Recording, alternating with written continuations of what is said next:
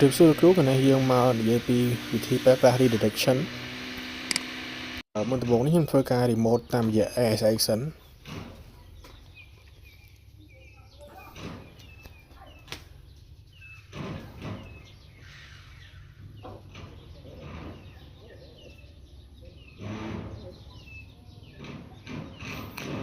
automatic យើងធ្វើការ comment ហូបឲ្យមកដើម្បីឆែកឈ្មោះ user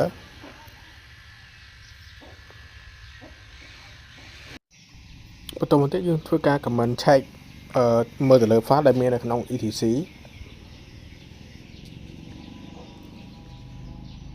បន្តមកទៀតយើងធ្វើការបង្កើត file មួយដើម្បីយក file ទាំងអស់ហ្នឹងដាក់ក្នុង file AU file តែនៅនេះខ្ញុំមាន AU file មួយខ្ញុំចង់បង្កើតវាដាក់សារមួយដើម្បីឲ្យវា duplicate វាអត់ចូលតមកទៀតយើងធ្វើការ comment ដើម្បីយក file ទាំងអស់ដាក់ចូលក្នុង A file ដែលយើងប្រើប្រាស់សញ្ញាធំជាងហើយចូលឈ្មោះ file ដែលយើងចង់ដាក់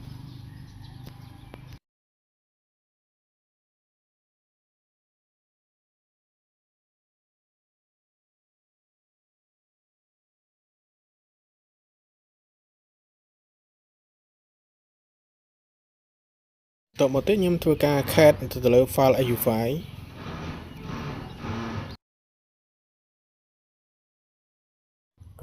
ហើយនេះជា file ដែលយើងទទួលបានបន្តមកទៀតយើងធ្វើការ comment ថែមនៅ file របស់យើងដែលយើងយកចេញពី EC ណានេះយើងធ្វើការ pipe មួយមកយើងប្រើ NL ហើយប្រើ head ដល់យើងយក5តួខាងលើហើយយើងដាក់សញ្ញាធំជាង2ដងដើម្បីឲ្យវា display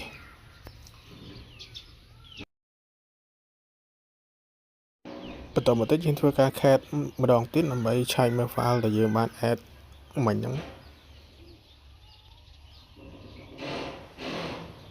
ហើយនេះជា file ដែលយើងទទួលបានបន្តមកទៀតខ្ញុំធ្វើការ add ម្ដងទៀតតែនៅលើ line ខាងក្រោមវិញម្ដងយើងប្រើប្រាស់ command ដូចគ្នាគ្រាន់តែយើងដូរនៅកន្លែង head ជាដាក់ detail វិញ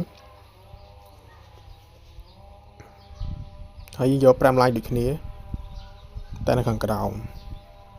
ហើយយើងធ្វើការ cat ម្ដងទៀតដើម្បីមើលថា file នឹងបានទទួលហើយនៅអូខេនេះអញ្ចឹងវីដេអូរបស់ខ្ញុំមានតែប៉ុណ្្នឹងអរគុណច្រើន